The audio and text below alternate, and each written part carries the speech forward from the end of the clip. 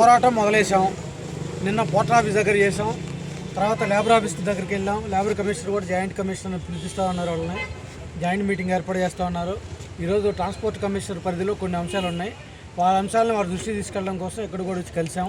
వారు కూడా సానుకూలంగా స్పందించారు. మనకు సంబంధించిన అంశాల మీద ఇక్కడ ఉన్నటువంటి లోకల్గా ఉన్నటువంటి జాయింట్ ట్రాన్స్పోర్ట్ కమిషనర్తో కూడా మాట్లాడుకొని మేము దీని మీద ఏ రకంగా ప్రొసీడ్ కావాలో ఆలోచన చేస్తామని సారు చంద్రశేఖర్ గౌడ్ గారు చెప్పడం జరిగింది, అడిషనల్ ట్రాన్స్పోర్ట్ కమిషనర్ గారు. అయితే దీనికి సంబంధించిన విషయం మీద మనం మూవ్ కావాలంటే ఒకసారి కలిసాం కదా, వాళ్ళు లెటర్ ఇచ్చాం కదా, వాళ్ళు చూస్తూ ఉన్నారు కదా అనుకొని మనం సైలెంట్గా ఉంటే ఎక్కడ పనులు కావు. ఎందుకంటే అధికారులకు ఉన్న లక్షణం ఏంటంటే పోలీసులు ఒక తీరుగుంటారు, గవర్నమెంట్ అధికారులు ఒక తీరుగుంటారు, అట్లాగే మేనేజ్మెంట్, యాప్ మేనేజ్మెంట్, ప్రైవేట్ మేనేజ్మెంట్లో ఒక తీరుగుంటాయి. ప్రైవేట్ మేనేజ్మెంట్లు ఏమో వాళ్ళ లాభాన్ని మనం లాక్కుంటున్నట్టు ఫీల్ అవుతారు, వాడు మనం చూడగానే ఉక్రోషం వస్తుంది. వీళ్ళకేంటి, వీళ్ళు మన సమస్యలు వినడం కోసమే వాళ్ళు ఆఫీసర్స్ ఉన్నారు. విన్న తర్వాత సానుకూలంగా స్పందించే దాంట్లో వాళ్ళు ఏ అంశాన్ని ఎట్లా ప్రొసీడ్ కావాలో అనేక కోణాలు ఉన్నాయి దాంట్లో, అవి ఓపెన్గా ఎట్లా మైక్లో చెప్పలేం. అందుకని వాళ్ళు కూడా కదిలిక ఉండాలి అని అంటే, మనం ఇప్పుడు ఒక ఎద్దుని కదిలించాలి అంటే పడుకొని ఉంది, అది దాన్ని మామూలుగా ఇట్లా వెళ్ళి లే లే లే అని మనిషి దట్టి లేపాలంటే లేగవదు. అది ఏం చేయాలి, మనం అప్పుడు ముళ్ళుగర్రతో పడుతాం, పొడిస్తే నొప్పి తగిలితే అప్పుడు లేస్తుంది. అటువంటి ముళ్ళుగర్రలాగా మనం పోరాటాలు ఉండాలి, అట్లా ఉంటేనే ఎక్కడైనా పనులు అవుతాయి. మనం పెట్టుకున్న అంశం మీకు చాలామంది తెలియట్లేదు, చిన్న విషయం కాదు. మీకు ఈ మినిస్టర్ అన్నారు కదా, ట్రాన్స్పోర్ట్ మినిస్టర్కి సంబంధించిన విషయంలో ఒకసారి వెళ్ళి కలిస్తే ఈ ప్రభుత్వం యాప్ తీసుకొని రావాలి, గవర్నమెంట్ యాప్ తీసుకొని రావాలి, ప్రైవేట్ యాప్లు రద్దు చేయాలంటే ఏం మాట్లాడుతున్నారు సార్ మీరు? ట్రాన్స్పోర్ట్ మినిస్టర్ ఏం మాట్లాడుతున్నారు సార్ మీరు? మేము అడిగితే ఇది ఆఫ్లైన్, మీరు అపాయింట్మెంట్ ఇస్తారా? వాళ్ళకి ఇట్లా అరగానే 2 నిమిషాల్లో ఫోన్లో మాట్లాడతారు, 10 నిమిషాల్లో అపాయింట్మెంట్ దొరికిద్ది. వాళ్ళ పొజిషన్ అది, మన పొజిషన్ మీరు తిప్పి కొడితే 500 మంది కంటే ఎక్కువ మంది రారు. మీ పోరాటం కెపాసిటీ ఏంది? మేము దయదలుస్తున్నాం కాబట్టి అధికారులు మంచి చేయాలనుకున్నాం కాబట్టి పిలుస్తాం అనే పద్ధతుల్లో ఆయన మాట్లాడడం జరిగింది. ఆయనే తెలుసు నేను అట్లా మాట్లాడాను, కానీ మీరు ఈ మాత్రం కూడా కలగకపోతే మామూలు కలగరు కానీ మళ్ళీ ఆయనే మాట్లాడారు. అంటే అధికారులు కావచ్చు, మినిస్టర్స్ కావచ్చు, వాళ్ళు ఫేవర్గా పైకి సానుకూలంగా మనకుంటారు, కానీ ఎక్కడ డబ్బులు గలగలమవుతుందో, ఏ రకమైన పరిణామం జరిగిద్దో మనకు తెలియదు. అందుకని మనం వాచ్ డాగ్ లాగా ఉండాలి. అట్లా ఉండి మనం ఫైట్ చేస్తే మన ఫైట్ అన్ని రకాల మార్పులు తీసుకురాగలిగిద్ది. పోరాటానికి ఉన్న శక్తి అటువంటిది. మనం పోరాడకుండా, మనం పోరాటం కూడా ఇక్కడికి వచ్చాం పోరాడమే, కానీ ఇప్పుడు మన పోరాటం దీని ఫలితం ఏంటి? ఇక్కడికి వచ్చి మెమరాండం ఇచ్చేదానికోసం.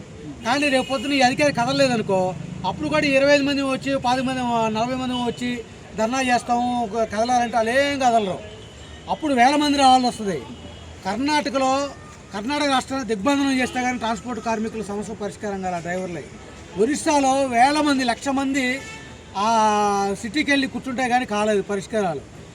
ట్రాన్స్పోర్ట్ డ్రైవర్లు అంటే అధికారుల దృష్టిలో కానీ అందరి దృష్టిలో ఏముంటుందంటే వీళ్ళ మధ్య యూనిటీ ఉండదు, ఒకరినొకరు డామినేట్ చేసుకోవాలనుకుంటారు, అట్లాగే ఒకరికొకరికి లింక్ ఉండదు. వీళ్ళందరూ ఎప్పుడు యూనియనైజ్ కావాలి, యూనియన్లో క్రమశిక్షణ వీళ్ళు ఎప్పుడు నేర్చుకొని వీళ్ళు ఎప్పుడు పోరాటంలో రావాలి. ఇవన్నీ జరిగేసరికి మనం ముసలం అవుతాంలే, కాబట్టి ఇవన్నీ జరిగాయి కదా, మనం ఏం చేసినా జల్లిద్దులే అని గవర్నమెంట్ అధికారుల ఆలోచనలో, మినిస్టర్ ఆలోచనలు అట్లా ఉన్నాయి. అందుకనే ఎవరి మీద వేయని చలాన్లు, ఎవరి మీద వేయని పెనాల్టీలు, అటువంటివన్నీ కూడా ట్రాన్స్పోర్ట్ వాళ్ళ మీద వేస్తున్నారు. మనల్ని చూడంగానే గిచ్చితే రక్తం వస్తుందని మనం అనుకుంటున్నాడు, డబ్బులు వస్తాయి అనుకుంటున్నాడు వాడు.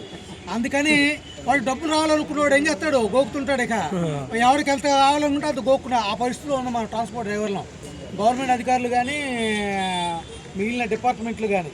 దాన్ని మనం నివారించాలి అంటే పోరాటమే. మనకి ఏమాత్రం ఒత్తిడి కలిగితే లాగిపెట్టి కొట్టేటట్టు ఉండాలి, కానీ కొట్టేటట్టు ఉన్నాం మనం లేవు, చచ్చిపడిపోయి ఉంటాం. అందుకని మనలో చైతన్యం రావాలి, మనలో యూనిటీ పెరగాలి. యూనిటీ పెరిగిన సందర్భంలో ఏమైనా సాధించగలుగుతాం. ఇప్పటిదాకా మనం సాధించిన చట్టాలు కానీ, మనం సాధించిన జీవోలు కానీ, మనకు సంబంధించిన ఏ పని జరిగినా కానీ పోరాటం లేకుండా, ఐక్యంగా పోరాడకుండా ఏ పని కాలేదు. భవిష్యత్తులో కూడా అదే పోరాటమే. పోరాటం మనం ఎంత స్థాయిలో చేస్తే అంత స్థాయిలో పరిష్కారం అవుతుంది సమస్యలు. దాన్ని దృష్టిలో పెట్టుకోండి.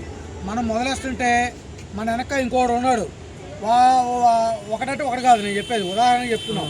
వాళ్ళ ఆలోచనలు ఎట్లుంటాయి, రోడ్డు మీద గిల్లి మోవర్కి ఎట్ట తీసుకెళ్ళాలి, లేకపోతే అంకుల్ డెలివరీకి ఎట్ట తీసుకెళ్ళాలి, ఏ గట్ట తీసుకెళ్ళాలని చెప్పని మనలోనే కొద్దిమందిని గోకి వాళ్ళకి మీరు ఈ రకంగా మాట్లాడండి, మీరు ఈ రకంగా మాట్లాడండి, సిఐటి హోటల్ వెనకెళ్తే ఏమైద్ది, అక్కడికి వెళ్తే తేల్చుకొని రావాలి. కానీ వాడు ఇంట్లో నుంచి దానడు, ఇక్కడ 1000 మందిని పొమ్మంటాడు, ఇక్కడికి వచ్చి తేల్చుకోవాలంటాడు. కానీ అక్కడ ఫోన్లో వాళ్ళతో సార్ వాళ్ళే ఉంది సార్, వాళ్ళంతా మన సస్పెండ్ అయిన పోర్టల్ సార్ అని చెప్పి మళ్ళీ వాళ్ళకి రివర్స్ గేమ్ ఆడుతుంటారు.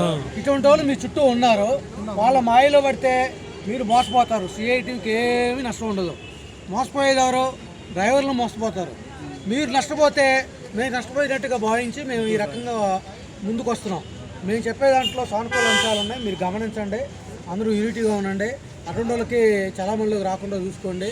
అటువంటి వాళ్ళని బ్రేక్ చేయాలి, మన మూవ్మెంట్ పెంచుకోవాలి. అప్పుడు ఏమైనా సాధించుకోగలుగుతాం. అట్లా మీరు మనం పోరాటం సాధించాలంటే పోరాటం చేయాలంటే ఇప్పుడు మనం పోర్టర్ ఆఫీస్కి వెళ్ళి కలిసాము, లేబర్ ఆఫీస్కి వెళ్ళి వచ్చాము. ఈ పోరాటంలో భాగమైన ట్రాన్స్పోర్ట్ సంస్థను కూడా మనం సందర్శించడం జరిగింది. నెక్స్ట్ ఇక్కడికి వెళ్తాం. అవన్నీ ట్రాన్స్పోర్ట్ మినిస్టర్ని కలవాలి, అట్లాగే ప్రజాభవన్కి వెళ్ళాలి, తర్వాత సీఎం అపాయింట్మెంట్ కూడా తీసుకోవాలి. ఇవన్నీ పరిణామ క్రమంలో 1 by 1 జరుగుతూ ఉంటాయి. ఈ లోపల మధ్యలో మనకి ట్రాన్స్పోర్ట్ కమిషనర్ వీళ్ళ ద్వారా జాయింట్ మీటింగ్ జరిగేటట్టు చూస్తాం.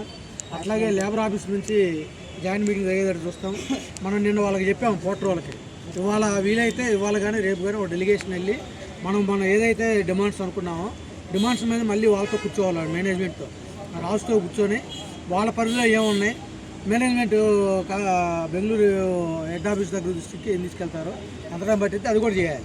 ఇవన్నీ ఒక 1 by 1 మన వీలుని బట్టి చేసుకుంటూ చేయాలి. అయ్యేదాకా వైపు ఉండాలి. సంవత్సరం అయితే సరే, ఐటీ మినిస్టర్ కూడా కలుస్తాం. సంవత్సరం అయితే సరే, సంవత్సరం కూడా 30,000 మంది ఒకే రోజు వస్తారంటే ఒక్క రోజులో పరిష్కారం చేస్తాం. అదే చేయాలి, అది చేయాలి. అది మీరు మోటివేషన్ ఇస్తే బరాబర్ కొట్టండి. రోడ్ల మీద కూర్చొని